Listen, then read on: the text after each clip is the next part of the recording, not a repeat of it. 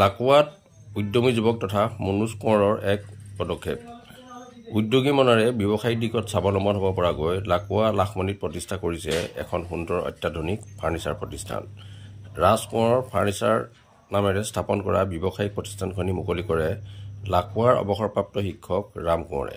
কেইবাগৰাকী বিশিষ্ট লোক উপস্থিত থকা আড়ম্বৰপূৰ্ণ কাৰ্যসূচীত লাকুৱাবাসীৰ সুবিধাৰ্থে মুকলি কৰি দিয়া অত্যাধুনিক আচবাবেৰে সমৃদ্ধ ফাৰ্ণিচাৰখনত সকলো শ্ৰেণীৰ মানুহে সহজতে ক্ৰয় কৰিব পৰা সামগ্ৰী ভৰপূৰ হৈ আছে।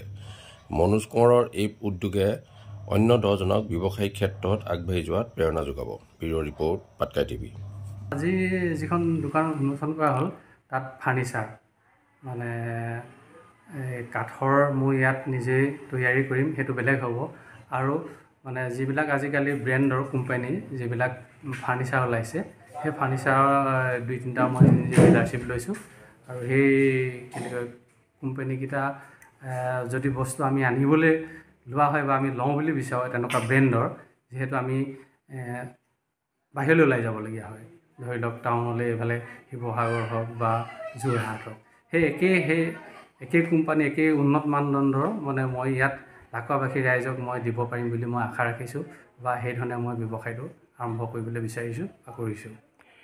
কি ব্ৰেণ্ড আছে আপোনাৰ ইয়াতে? ইয়াত ব্ৰেণ্ডৰ ভিতৰত আপোনাৰ এইটো কেষ্টল বুলি কয় এটা কোম্পানী আছে, তাৰপৰা মোদী এইটো আপোনাৰ আলমাৰী আছে সেইটো কোম্পানী আছে, আৰু এটা কিবা কোম্পানী আছে মই এইটো নামটো চাবই লাগিব, চাই ল'ব লাগিব। এনেকৈ 3টামানৰ মই ইতিমধ্যে মই মানে হেৰি কৰিছোঁ, আৰু 2-3টা মই মানে ডিলাৰশ্বিপ কাৰণে যোগাযোগ কৰি আছোঁ।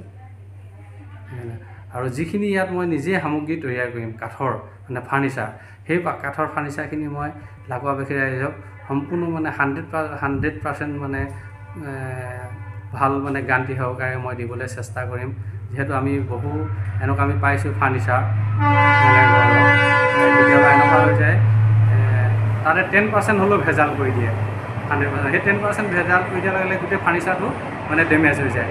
অন্ততঃ মই এইখিনি মই নকৰোঁ, মই 10% মই সম্পূৰ্ণ মানে ভাল কাঠেৰে মই দিব পাৰিম বুলি মই আশা ৰাখিছোঁ, বা সেইধৰণেহে মই ব্যৱসায়টো আগুৱাই নিম।